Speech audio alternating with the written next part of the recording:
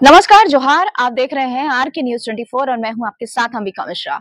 और जिस प्रकार से छत्तीसगढ़ में हम बात करेंगे तो छत्तीसगढ़ में डीएड और बीएड का जो मामला है, जो उसके चलते जो विवाद है, वो थमने का नाम नहीं ले रहा। और इसके साथ उन्होंने क्या संदेश सरकार के नाम और छत्तीसगढ़ के जो शासन है उनके मुखिया के नाम पर दिया है, तो आइए सुनते हैं। और संघर्ष करने के बाद ये जॉब मुझे मिली है, तो मेरी सीएम सर से हाथ जोड़कर विनती है, प्लीज़ सर हमारी जॉब बचा लीजिए, क्योंकि मेरी जॉब खतरे में है। तो सीएम साय से मेरी यही दरख्वास्त है कि हमारे लंबे समय से मानसिक और आर्थिक रूप से और साथ ही शारीरिक रूप से पीड़ित हैं।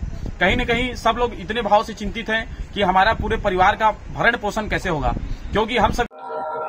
नमस्कार, जोहार। आप देख रहे हैं आर के न्यूज 24 और मैं हूं आपके साथ अंबिका मिश्रा।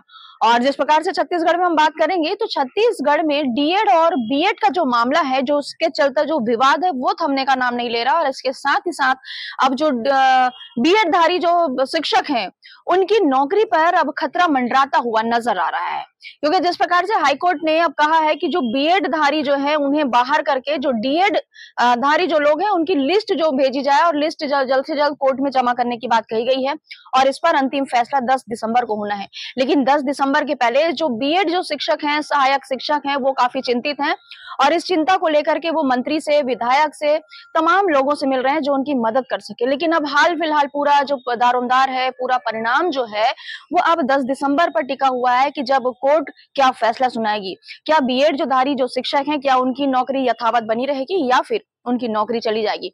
लेकिन उससे पहले जो शिक्षक संघ है, जो संघ है, अपने अपने बैनर तले जो है इस पे प्रयास कर रहे हैं कि बीएड धारी जो शिक्षक हैं उनकी नौकरी बच जाए। और इसके साथ ही साथ उन्होंने कई मार्मिक अपील भी की। आइए हम आपको सुनवाते हैं कि आखिर उन्होंने क्या संदेश सरकार के नाम और छत्तीसगढ़ के जो शासन है उनके मुखिया के नाम पर दिया है, तो आइए सुनते हैं और फिलहाल जानते हैं कि आखिर 10 तारीख को फैसला किसके पक्ष में जाएगा। ये 10 तारीख को ही पता चल पाएगा। साथियों, मैं एक बीएड धारी सहायक शिक्षिका हूं और पिछले 14 महीनों से मैं अपने क्षेत्र में शिक्षा की सेवा दे रही हूं और मेरी सेवाओं में कहीं भी किसी प्रकार की कोई कमी नहीं है। और बड़ी मुश्किलों से बहुत संघर्ष करने के बाद ये जॉब मुझे मिली है, तो मेरी सीएम सर से हाथ जोड़कर विनती है, प्लीज़ सर हमारी जॉब बचा लीजिए, क्योंकि हमने कहीं इस जॉब को पाने के लिए बहुत मेहनत की है और कहीं भी हमारी कोई गलती नहीं है। और आपके अधिकार में सर आप हमारी जॉब बचा सकते हैं, तो प्लीज़ सर हमारी जॉब बचा लीजिए। एक बीएड प्रशिक्षित सहायक शिक्षक हूँ और 28 नवंबर को माननीय हाईकोर्ट का जो डिसीजन आया है उसके कारण मेरी जॉब खतरे में है।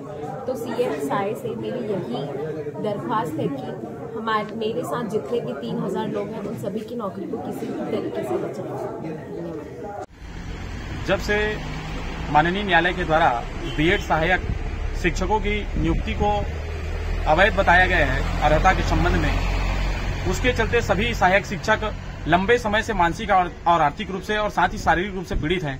कहीं न कहीं सब लोग इतने भाव से चिंतित हैं कि हमारा पूरे परिवार का भरण पोषण कैसे होगा, क्योंकि हम सभी इस पूरी प्रक्रिया में हमारी किसी प्रकार की गलती नहीं है। एनसीटी जो अर्हता बताया है उसी अर्हता के आधार पर छत्तीसगढ़ शासन ने भर्ती नियम बनाया और उसी भर्ती नियम के आधार पर व्यापम ने पेपर लिया और मेरिट पे हम सभी चयनित हुए। और मेरिट में चयनित होने के बाद 1 वर्ष से अधिक समय तक हम लोग सभी सेवा दे चुके हैं और अचानक से हम सभी को अगर बाहर का रास्ता दिखा दिया जाएगा, सेवा से पृथक कर दिया जाएगा, तो हमारे परिवार का भरण पोषण कौन करेगा। और हमारी हालात ऐसी है कि पूरा परिवार सड़क पर आ जाएगा। माननीय मुख्यमंत्री श्री विष्णुदेव साय जी से मेरा तो एक करबद्ध प्रार्थना और निवेदन है, शासन के पास ऐसी असीम शक्तियां होती हैं कि वह लोगों को न्याय दिलाने के लिए, इन 3000 सहायक शिक्षकों के परिवार को न्याय दिलाने के लिए कुछ ऐसा करे, कुछ ऐसा पहल करे जिससे हम सभी को न्याय मिले और हम सभी सेवा में बरकरार रहें। अतः प्रार्थना है, समस्त लोगों से भी प्रार्थना है कि हम सब के लिए दुआ करें और माननीय मुख्यमंत्री जी से प्रार्थना करें कि हम सबको सेवा में यथावत रखें। धन्यवाद। विकास मिश्रा।